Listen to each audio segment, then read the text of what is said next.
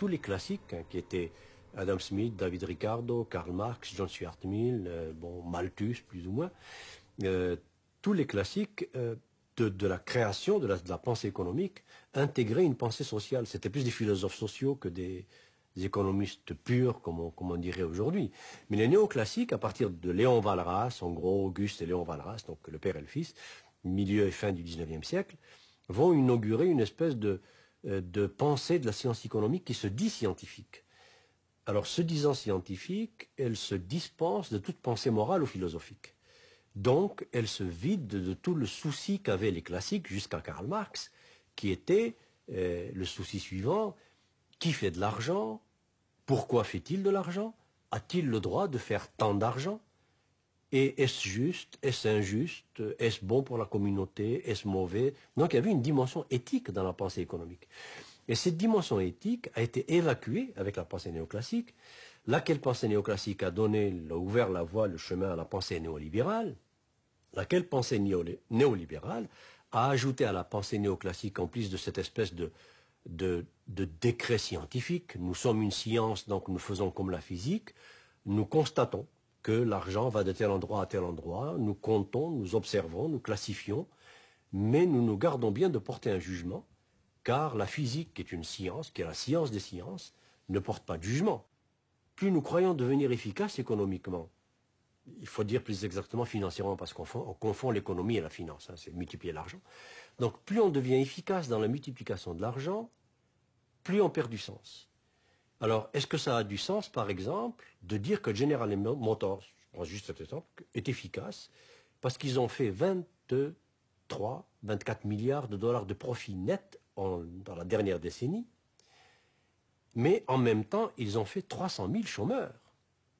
Alors, est-ce que ça a du sens? D'un côté, on dit General Motors est efficace, mais que veut dire cette efficacité?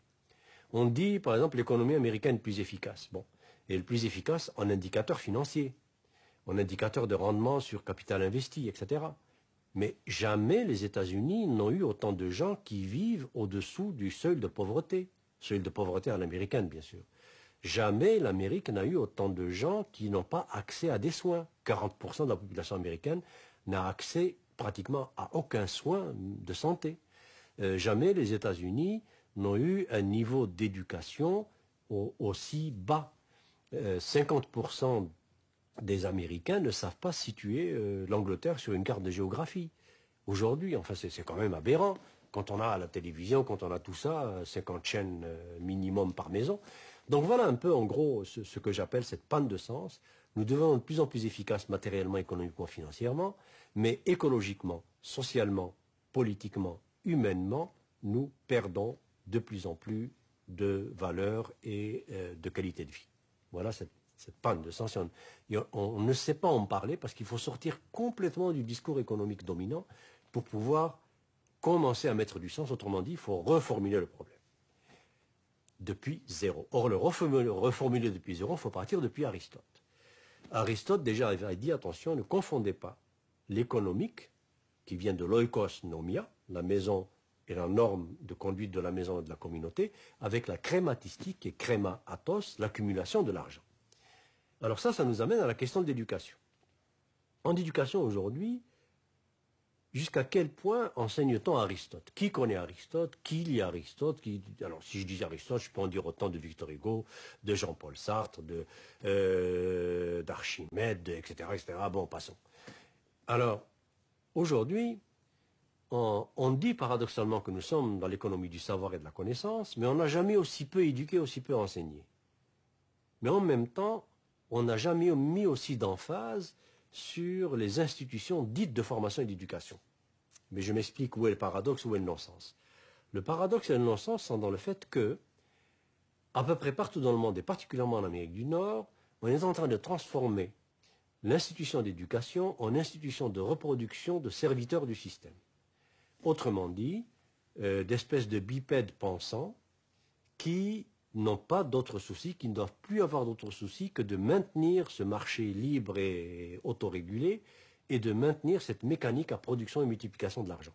C'est ce qu'on appelle l'employabilité, c'est ce qu'on appelle former des employables, c'est ce qu'on appelle réformer l'éducation depuis le primaire jusqu'à l'universitaire pour former des gens qui trouvent leur place sur le marché du travail. Or ça, c'est horrible. Est-ce qu'aujourd'hui un Victor Hugo serait employable? Est-ce qu'aujourd'hui un Socrate serait employable?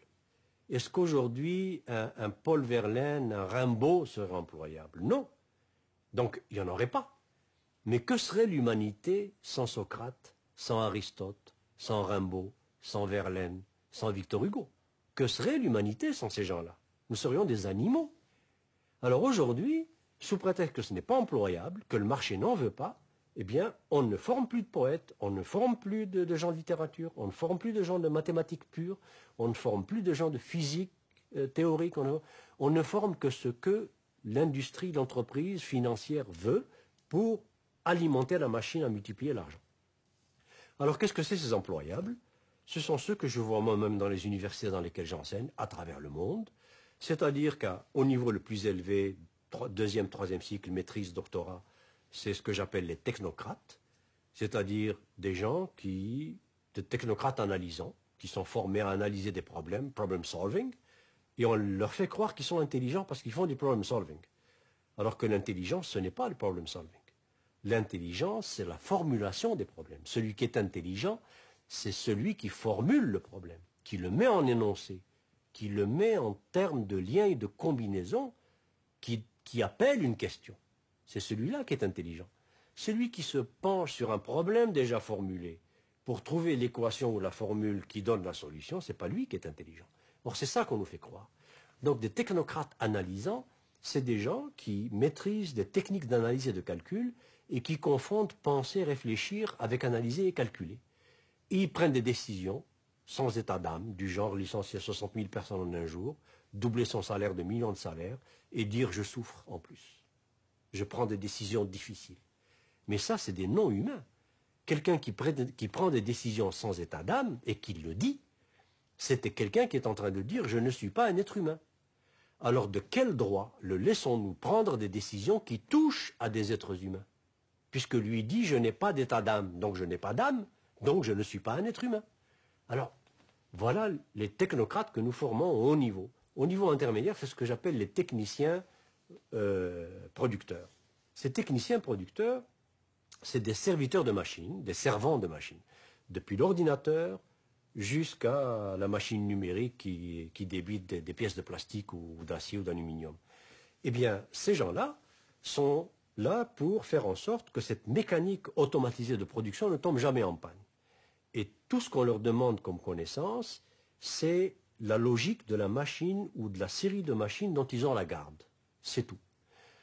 Et encore plus, on leur demande simplement d'être capable de comprendre ce que la machine demande. Alors ce n'est même plus eux qui dominent la machine ou qui ont une espèce de supériorité humaine, de supplément d'âme ou de connaissance ou de sens par rapport à la machine. C'est l'inverse, c'est la machine qui dit si tu es assez intelligent, voilà où la puce qui cloche, voilà l'endroit où il faut changer la carte, voilà, etc. Et puis s'il n'est pas assez rapide pour faire ça, il n'est pas bon. Alors, et au niveau inférieur, qu'est-ce qu'on forme? Ben, on ne forme plus. 45% de la main-d'œuvre des multinationales américaines en particulier sont analphabètes totaux. Et les multinationales ne veulent pas changer ça. Elles ne veulent pas qu'on leur forme le moindrement ces gens analphabètes, parce que s'ils ne sont plus analphabètes, ils vont se mettre à poser des questions. S'ils se mettent à lire des journaux, des analyses fines, ils vont se mettre à poser des questions. Ils vont se mettre à se syndiquer, ils vont se mettre à réfléchir. Donc, surtout pas.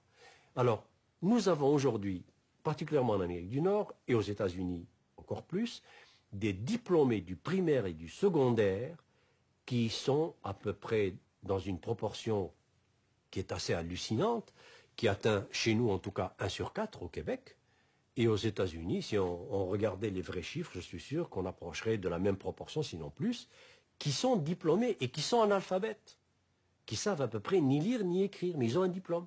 Et ce diplôme primaire ou même secondaire, ils l'ont obtenu par l'ancienneté, tout simplement par la présence et par l'âge. Et ça arrange le système. Parce que quand vous avez des opérateurs à la base qui sont des bipèdes quasi décérébrés, c'est-à-dire à qui on n'a même pas appris à penser, parce que pour apprendre à penser, il faut apprendre à lire. Et il faut lire. Si je veux apprendre à penser, il faut que je lise Victor Hugo. Il faut que je lise des poèmes, il faut que je lise des philosophes, il faut que je lise, c'est ça qui m'apprend à penser, des écrivains. Je ne peux pas penser sans me mettre des mots et des façons de manipuler ces mots dans ma tête. Alors si je n'ai pas ça, je ne peux pas penser.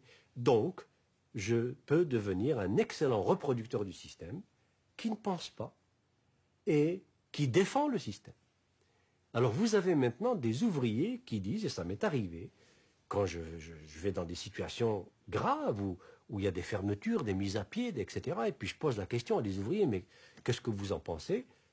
Très souvent, ils me disent, ben, c'est la loi du marché, c'est la compétitivité, il faut qu'on soit plus compétitif que les Japonais, sinon ils deviennent les défenseurs du système qui est en train de les broyer.